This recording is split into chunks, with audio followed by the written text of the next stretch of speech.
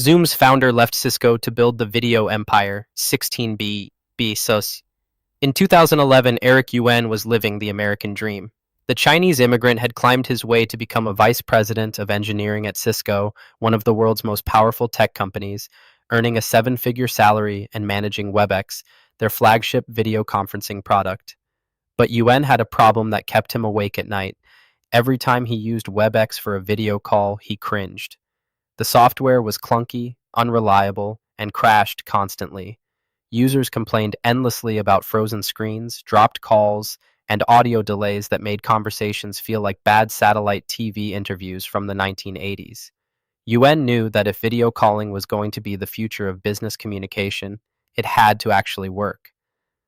When he pitched his vision for a complete rebuild of WebEx to make it simple, reliable, and joyful to use, Cisco's executives looked at him like he'd suggested they start selling ice cream instead of routers.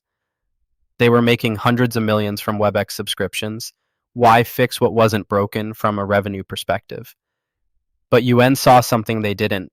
He saw a world where video calls would be as natural as phone calls, where grandparents could effortlessly chat with grandchildren, where global teams could collaborate as if they were in the same room. That vision was so powerful that UN made one of the most expensive career decisions in Silicon Valley history. He quit his executive position, walked away from millions in stock options, and started over from zero to build what would become Zoom. Eric Yuan's journey to Silicon Valley royalty began in the most unlikely place imaginable.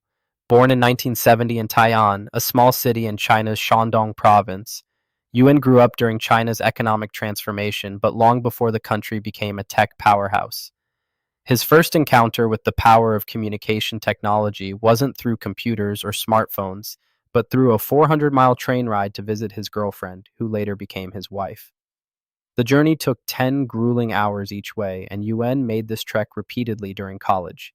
Sitting on those hard train seats, watching the Chinese countryside roll by at what felt like a snail's pace, Yuan dreamed of a world where distance didn't matter. He imagined being able to see and talk to anyone, anywhere, instantly. This wasn't just romantic wishful thinking from a lovesick college student. It was the seed of an idea that would eventually be worth $16 billion.